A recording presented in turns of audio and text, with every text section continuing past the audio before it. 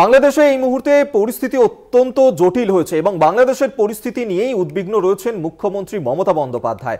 রাজ্য মন্ত্রিসভার বৈঠকে বাংলাদেশের পরিস্থিতি নিয়েই আলোচনা। বাংলাদেশ নিয়ে কেউ কোনো মন্তব্য করবেন না, ফেসবুক বা কোনো জায়গায় কিছু পোস্ট করবেন না, এমনটাই বলেছেন। রাজ্য মন্ত্রিসভার সদস্যদেরকে সতর্কবার্তা দিয়েছেন মুখ্যমন্ত্রী মমতা বন্দ্যোপাধ্যায়।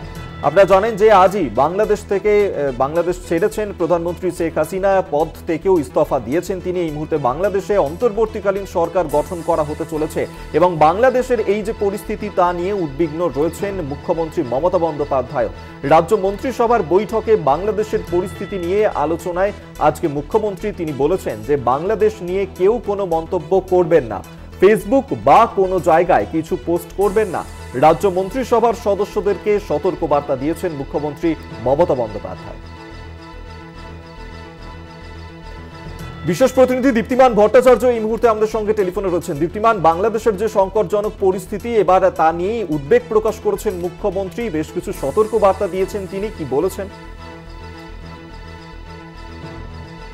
কিন্তু পুরো বাংলাদেশের সিচুয়েশন সামনে আসে এবং সেই সময় মুখ্যমন্ত্রী সকলকে সতর্ক করে বলেন যে কেউ কোনো পোস্ট করবে না, এই বিষয়ে কেউ কোনো জায়গায় কিছু বলবে না এবং ফেসবুক থেকে আরম্ভ করে কোনো জায়গায় কোনো পোস্ট করবে না। যা বলার বা যা করার ভারত সরকার করবে।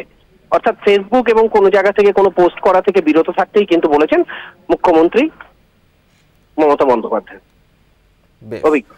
ধন্যবাদ তোমায়। বিশেষ প্রতিনিধি দীপ্তিমান ভট্টাচার্য আমাদের সঙ্গে টেলিফোনে ছিলেন। আপনাদেরকে আরেকবার জানিয়ে রাখবো, বাংলাদেশের যে সংকটজনক পরিস্থিতি তা নিয়েই এবার উদ্বেগ প্রকাশ করেছেন মুখ্যমন্ত্রী মমতা বন্দ্যোপাধ্যায়। রাজ্য মন্ত্রিসভার বৈঠকে তিনি বলেছেন বাংলাদেশের পরিস্থিতি নিয়ে আলোচনা ক্ষেত্রেই বাংলাদেশ নিয়ে কেউ কোনো মন্তব্য করবেন না, ফেসবুক বা কোনো জায়গায় কিছু পোস্ট করবেন না। রাজ্য মন্ত্রিসভার সদস্যদেরকে সতর্কবার্তা দিয়েছেন মমতা বন্দ্যোপাধ্যায়।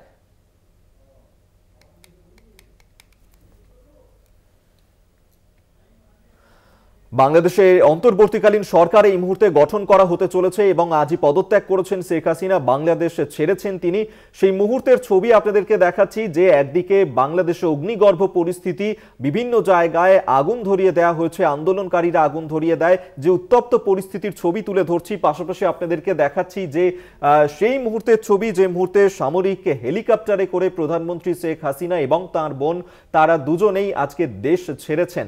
সেই মুহূর্তের ছবি পাশাপাশি আপনাদের সামনে আমরা রাখছি এবং সেনা প্রধান জেনারেল ওয়াকারুজ্জামান তিনি জাতির উদ্দেশ্যে ভাষণে স্পষ্ট করে দিয়েছেন অন্তর্বর্তীকালীন সরকার এই মুহূর্তে গঠন করা হতে চলেছে বাংলাদেশে এবং আজই বঙ্গভবনে তারা যাবেন, রাষ্ট্রপতির সঙ্গেও তারা আলোচনা করবেন।